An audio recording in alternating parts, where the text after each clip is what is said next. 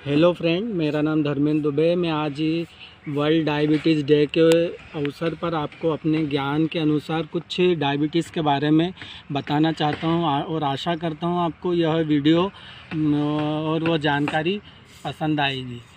अब हम जानेंगे कि डायबिटीज़ क्या है। डायबिटीज़ हमारे शरीर के पैनक्रियास ग्लैंड से निकलने वाले इंसुलिन हार्मोन की कमी के कारण होने वाला एक एंडोक्राइन डिसऑर्डर है, जो कि अपने ट्राइड फीचर पोलीयूरिया, पॉलीडिप्सिया और पॉलीफेजिया के द्वारा पहचाना जाता है। अब हम जानेंगे कि ये कितने प्रकार का होता है। यह 3 प्रकार का रोग होता है। टाइप 1 डायबिटीज़, जिसे कि इंसुलिन डिपेंडेंट डायबिटीज़ मेलाइटस कहते हैं, जो कि 30 वर्ष की उम्र के पहले होता है और इसमें इंसुलिन की मात्रा पैनक्रियास के द्वारा निकलना कम हो जाती है, तो यह रोग होता है। और एक जानेंगे हम कि दूसरी डायबिटीज़ टाइप 2 डायबिटीज़ मेलाइटस, इसमें पैनक्रियास से इंसुलिन की मात्रा तो सामान्य रहती है,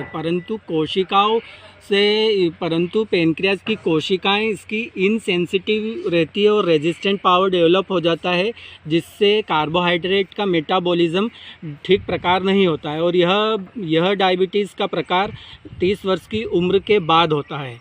अब हम जानेंगे इसका तीसरा प्रकार, जो कि गेस्टेशनल डायबिटीज़ है, जो कि प्रेगनेंसी के 3rd ट्राइमेस्टर से लेकर 3rd ट्राइमेस्टर के बीच में होता है।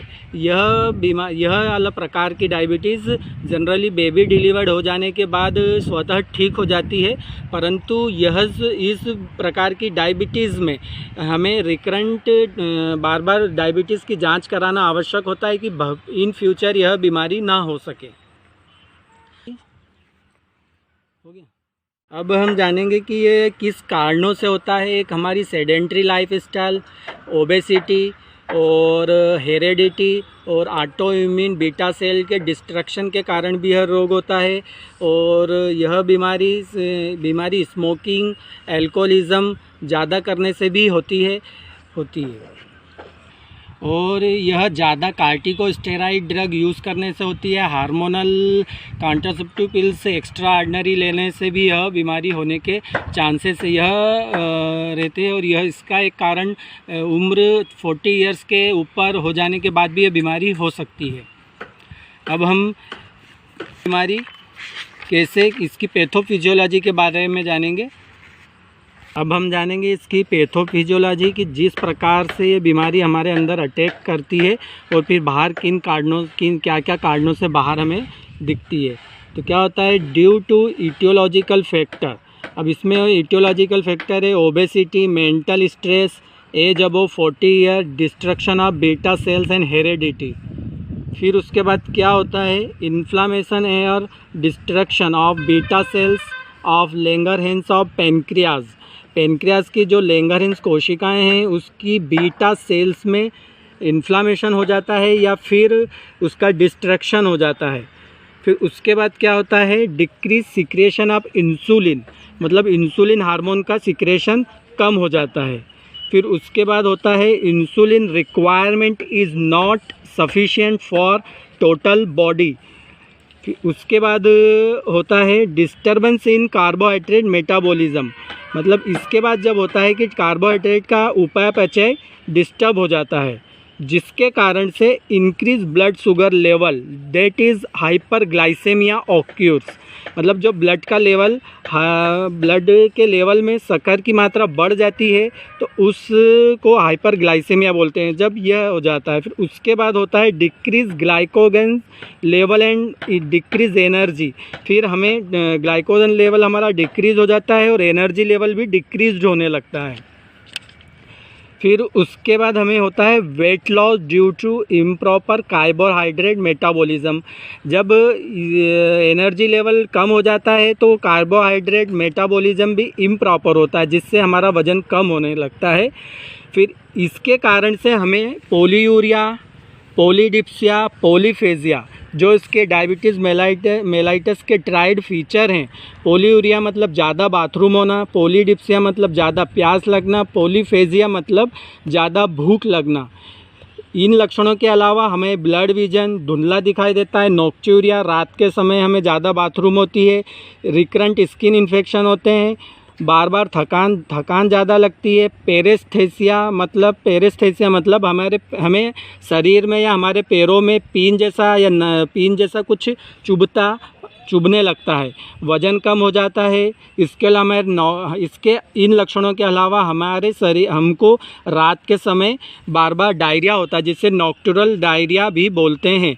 इन लक्षणों के अलावा हमें बहुत सारे लक्षण होते हैं। इन सब लक्षणों के बाद हमारे ब्लड लेवल बढ़ जाता है और हमें डायबिटीज़ मेलाइटस रोग हो जाता है।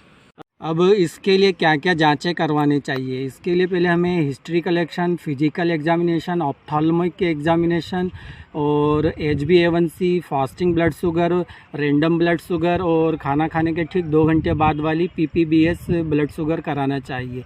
ये तो एक जनरल जांचें हो गई है। इसके अलावा हमें डायबिटीज़ जिन्हें हो जाती है उनका lipid profile, ECG, HGPT, renal test, serum creatinine और हमें थायराइड फंक्शन आदि की जांचें करवाना चाहिए। अब यह बीमारी अगर समय रहते इसका निदान ना किया जाए, इसके लिए दवा गोली ना ली जाए, तो हमें क्या क्या कॉम्प्लिकेशन हो सकते हैं। हमें डायबिटिक नेफ्रोपैथी हो जाती है, इसका मतलब हमें किडनी पे असर आने लगता है। डायबिटिक रेटिनोपैथी हो जाती है, जो कि आँखों पे असर डालती है। डायबिटिक न्यूरोपैथी हो जाती है, जिसके अंदर हमें पाँव से संबंधित हमें ऐसा लगता है कि टिंगलिंग हो रही है, नमनेस हो रहा है, पिन जैसा चुभ रहा है। इसके अलावा रिकरेंट हमें स्किन इन्फेक्शन होते हैं और इसके अलावा एक अलग इन्फेक्शन हो जाते हैं, जैसे कि नीमोनिया, ट्यूबरक्लोसिस और अपेंडिक्साइटिस, पाइलाइटिस और टॉन्सिलाइटिस। और हमें आर्थेरोस्क्लेरोसिस नामक एक रोग हो जाता है, जिसमें हमारी ब्लड वेसल्स की दीवारें मोटी हो जाती है। पाइलाइटिस हो जाता है, जो कि इन्फ्लामेशन ऑफ रीनल पेल्विस होता है। अब इस बीमारी की रोकथाम करने के लिए हमें क्या करना चाहिए? इसकी बीमारी की रोकथाम करने के लिए हमें रेगुलर फिजिकल एक्सरसाइज करना चाहिए, डाइटरी मैनेजमेंट फॉलो करना चाहिए और हमारा सेडेंट्री लाइफ स्टाइल को सुधारना चाहिए। अल्कोहल का यूज़ कम से कम करना चाहिए और कार्टिकोस्टेरॉइड ड्रग डॉक्टर की सलाह अनुसार ही उपयोग में लेना चाहिए। मेडिकल मैनेजमेंट होता है, मेडिकल मैनेजमेंट के अंतर्गत हमें डॉक्टर जो डायबिटोलॉजिस्ट रहते हैं उनके रेगुलर फॉलोअप करना चाहिए और उनके अनुसार ही हमें डायबिटीज़ के विभिन्न ड्रग लेना चाहिए। अब इसका एक डाइटरी मैनेजमेंट होता है। डाइटरी मैनेजमेंट के अंतर्गत हम बीमारी के बारे में जो नर्सिंग डायग्नोसिस रहते हैं उसके बारे में मैं आपको कुछ जानकारी दूंगा। अब पहला रहता है जैसे imbalance nutrition, less than body requirement related to insulin deficiency, decrease uptake and utilization of glucose by tissue, decrease oral intake। ये तो पहला नर्सिंग डायग्नोसिस है। अब दूसरा रहता है risk for unstable blood glucose level related to deficiency of insulin.